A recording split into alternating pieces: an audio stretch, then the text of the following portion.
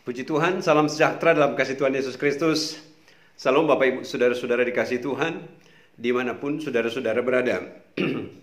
Bersyukur kepada Tuhan untuk kesempatan ini. Saya boleh berjumpa kembali dengan saudara-saudara dimanapun saudara berada. Melalui tayangan video ini, untuk saya menyampaikan pesan firman Tuhan. Saudara-saudara, kita dalam suasana Hari Kemerdekaan, HUT Kemerdekaan Negara Republik Indonesia yang ke-77 tahun. Saya pakai kostum dan ada simbol merah putih. Ini menunjukkan identitas sebagai pribadi bangsa Indonesia yang sudah merdeka yang ke-77 tahun. Dan khususnya kami juga jemaat GPD Solak Rahasia juga pun turut merayakan akan peringatan HUT Kemerdekaan Republik Indonesia. Dan berkaitan dengan hal itu, pada minggu ini saya akan menyampaikan pesan firman Tuhan yang berkaitan dengan kemerdekaan. Tidak hanya bicara tentang kemerdekaan dalam satu bangsa, tetapi kemerdekaan dalam pengertian adalah bicara kehidupan kekal bagi setiap orang yang percaya kepada Kristus. Puji Tuhan, saudara-saudara, saya mau berdoa sebelum firman Tuhan disampaikan. Mari kita berdoa. Terima kasih, kami bersyukur untuk kesempatan ini. Anugerah kasih Tuhan yang terus melimpah bagi kami, sehingga kami boleh ada dan boleh menikmati hari-hari yang Tuhan berikan. Dan lebih khusus pada kesempatan ini hamba-Mu akan menyampaikan berita firman Tuhan. Urapi hamba-Mu, urapi jemaat Tuhan. Kami semua, untuk kami boleh mendengar akan kebenaran firman Tuhan, untuk kami boleh mengerti akan hakikat dari keselamatan yang Kau berikan dalam setiap kehidupan kami melalui sebuah perjuangan pengorbanan Kristus di kayu salib. Terima kasih Bapa di sorga, kami akan dengar firman-Mu dalam nama Tuhan Yesus Kristus. Haleluya. Amin. Saya membaca firman Tuhan saudara-saudara dalam kitab Roma pasalnya yang Kitab Roma pasalnya yang ke-6 ayatnya yang ke-18. Roma pasal 6 ayat 18 berkata demikian. Kamu telah dimerdekakan dari dosa dan menjadi hamba kebenaran. Ulangi. Kamu telah dimerdekakan dari dosa dan menjadi hamba kebenaran. Puji Tuhan. Saudara-saudara yang dikasihi Tuhan, Bapak Ibu jemaat, kita memperingati HUT Kemerdekaan Republik Indonesia yang ke-77 tahun melalui perjuangan para pendahulu-pendahulu kita. Mereka yang siap berkorban untuk bangsa dan negara sehingga kita boleh menikmati kemerdekaan. Namun pada sesungguhnya adalah kemerdekaan itu kita bisa nikmati semua itu karena kemurahan Tuhan, kebaikan Tuhan. Yang Tuhan berikan bagi bangsa ini sehingga kita bisa membangun bangsa, dan bagi saudara-saudara Bapak Ibu sekalian semua kita bisa bebas untuk menikmati suasana. Ya, baik di dalam hari-hari kehidupan, dalam kita melaksanakan tugas pekerjaan dan semua kegiatan. Namun saya akan kembali dalam konteks bicara kemerdekaan dalam kehidupan kekristenan, bicara tentang iman. Dalam kitab Roma pasal 6 ayat 18 tadi, kamu telah dimerdekakan.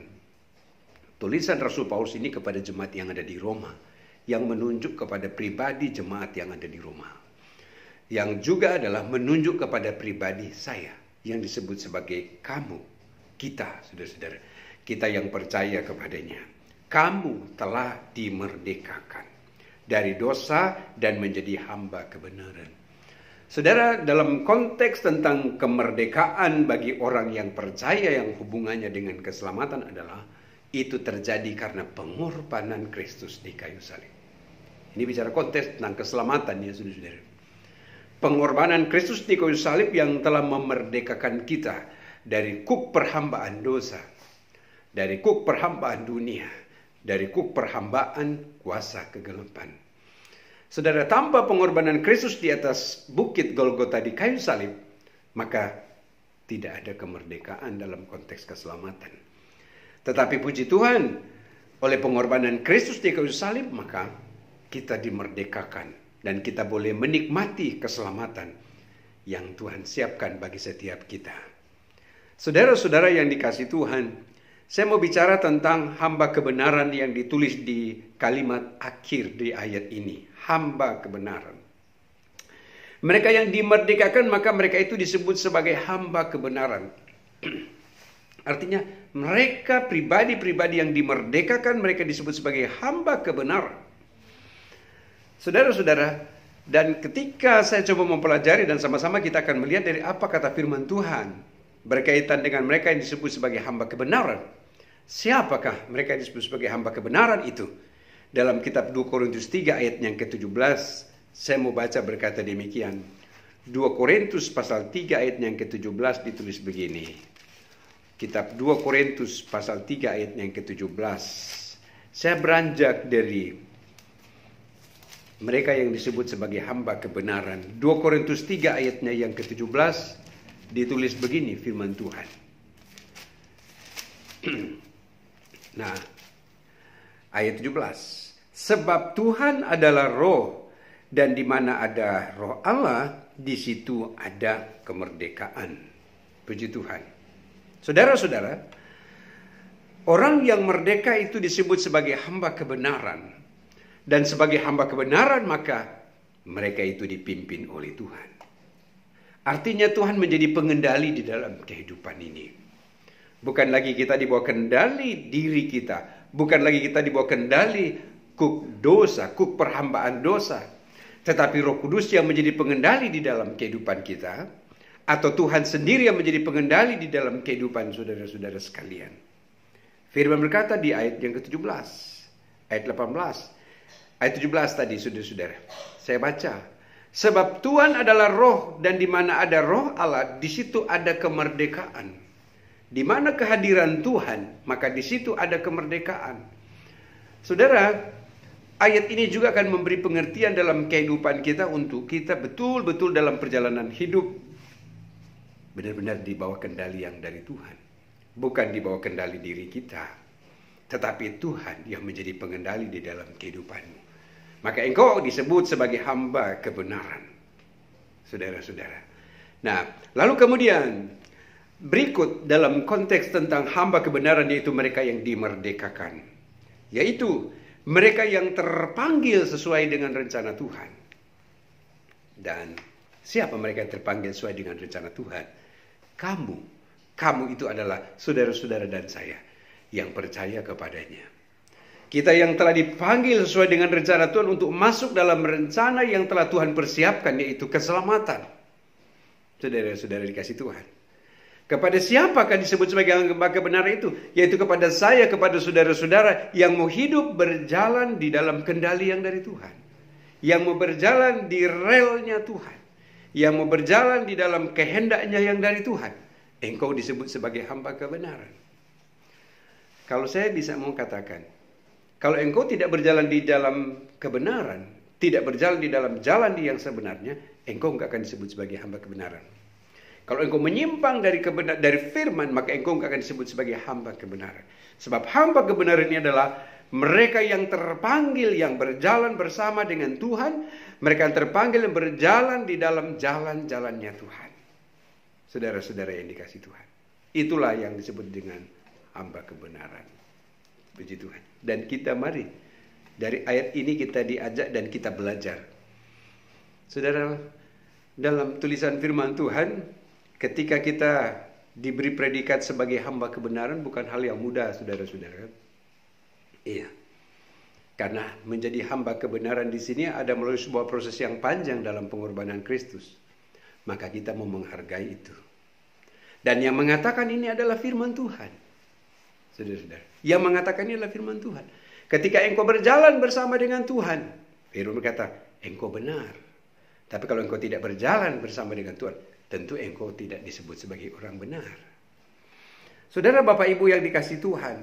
Lalu kemudian yang disebut sebagai hamba kebenaran itu adalah mereka yang mau melayani. Iya, baik melayani sesama, terlebih kita mau melayani Tuhan. Dalam panggilan, bukankah kita dipanggil oleh Tuhan untuk melayani Tuhan? Melayani sesama, melayani Dia, saudara-saudara. Apa konkretnya kita melayani Tuhan? Hidup dalam kesetiaan, hidup dalam ketaatan, engkau sungguh-sungguh di dalam Tuhan. Setia melakukan apa yang menjadi kehendaknya. Itu merupakan bagian dari engkau melayani Tuhan. Ketika juga engkau hidup dalam kasih terhadap orang lain. Sebagaimana kasih yang Tuhan telah teladankan kepada kita. Itu juga bicara tentang engkau sedang melaksanakan, menerapkan prinsip bahwa aku mau melayani. Saudara-saudara, dan ada banyak tanggung jawab yang Tuhan percayakan dalam hidup kita untuk kita mengerjakannya. Dan kerjakanlah itu karena engkau adalah hamba kebenaran. Dan sebagai hamba kebenaran, maka tentu kita tidak hanya berdiam diri saja. Kita tidak hanya pasif saja. Tetapi sebagai hamba kebenaran ada tanggung jawab dalam kehidupan kita untuk kita melakukan, untuk kita mengerjakan sesuatu. Sama seperti ketika bangsa Indonesia merdeka. Ketika merdeka maka waktu yang ada kita isi dengan segala kegiatan-kegiatan yang berkaitan dengan membangun bangsa ini. Begitu juga dengan kehidupan kita. Ketika kita dimerdekakan oleh Kristus dari kuk perhambaan dosa, maka mari kita membangun kehidupan rohani. Menjadi pribadi yang menyenangkan hati Tuhan. Membangun kehidupan rohani untuk kita menjadi pribadi yang benar-benar disebut sebagai hamba kebenaran. Tapi kalau ketika kita tidak mengerjakan, tidak melakukan sesuatu yang berkenaan dengan Tuhan, kita tidak akan bisa disebut sebagai hamba kebenaran. Karena hamba kebenaran itu adalah mereka yang melakukan, yang mengerjakan sesuai dengan panggilannya dalam hidup. Puji Tuhan. Lalu kemudian yang terakhir, firman berkata, kamu telah dimerdekakan dari dosa dan menjadi hamba kebenaran. Hamba kebenaran terakhir dalam kitab Galatia pasal 5. Bagi Bapak Ibu Saudara-saudara, Galatia pasal 5, saya mau baca ayat 1. Ditulis begini, Galatia pasal 5 ayat 1. Supaya kita sungguh-sungguh merdeka, Kristus telah memerdekakan kita. Karena itu berdirilah teguh dan janganlah mau lagi dikenakan kuk perhambaan. Iya. Saudara-saudara, sebagai hamba kebenaran maka ayat ini memberi pengertian kita telah dimerdekakan oleh Kristus, maka kita harus memiliki prinsip yang benar kuat dalam iman. Percaya kita kepada Tuhan. Berdirilah teguh, jangan digoyahkan oleh keadaan apapun. Tantangan, masalah, persoalan, pergumulan hidup, jangan digoyahkan lagi. Iya. Hal-hal yang menyeret engkau untuk masuk dalam dosa, perbuatan-perbuatan melanggar kehendak Tuhan, jangan lagi. Tetapi memiliki prinsip yang kuat, yang kokoh, yang teguh. Firman berkata, berdirilah teguh dan jangan mau lagi dikenakan kuk perhambaan. Maka engkau akan disebut sebagai hamba kebenaran. Dalam konteks adalah kamu telah dimerdekakan dan menjadi hamba kebenaran. Saudara-saudara, Bapak Ibu dikasihi Tuhan. Satu ayat yang saya mau sampaikan kepada saudara, tapi saudara-saudara tahu itu. Sebuah perumpamaan tentang anak yang terhilang. Saya mau akhiri renungan ini dalam HUT Kemerdekaan RI yang ke-77. Seorang anak yang terhilang, anak bungsu, ketika dia menghabiskan hartanya lalu dia pergi ke negeri orang. Di sana dia hidup dalam dosa. Dia berfoya-foya, dia berpesta di sana. Singkat cerita dalam perumpamaan di situ disebutkan. Ketika dia sadar, lalu dia kembali kepada bapaknya. Apa yang terjadi dalam tulisan firman Tuhan? Bapaknya menyambut dia. Dalam penyambutan bapaknya dikasih jubah baru, dikasih cincin, dan dikasih sepatu. Artinya adalah dia mau datang kepada bapaknya. Bapa kita adalah Tuhan sendiri yang kita percaya dalam Yesus Kristus. Saudara-saudara kasih Tuhan. Nah, dari kehidupan yang lama ketika dia datang untuk mau menerima sebuah kebenaran yang sesungguhnya. Maka ketika dia datang kembali kepada bapaknya, maka anak ini disebut sebagai hamba kebenaran. Dia telah meninggalkan perhambaan dari kuk dosa. Iya.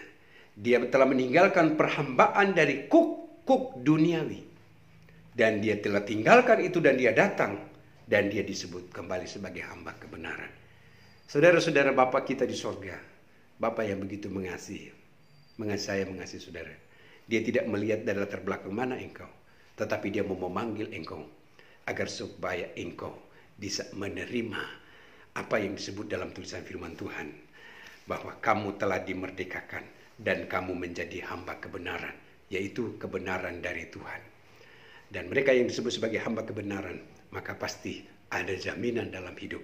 Yaitu keselamatan kekal selama-lamanya. Amin. Tuhan Yesus memberkati Bapak Ibu saudara-saudara sekalian dimanapun saudara-saudara berada. Kasih karunia Tuhan, berkat-berkat Tuhan jadi bagian saudara. Tuhan memberkati. Mari kita mau berdoa. Terima kasih Bapa di sorga untuk firman-Mu pada kesempatan ini. Kami boleh belajar dan boleh mengerti dari apa yang menjadi kehendak Tuhan atas kami. Karena Engkau yang telah memerdekakan kami.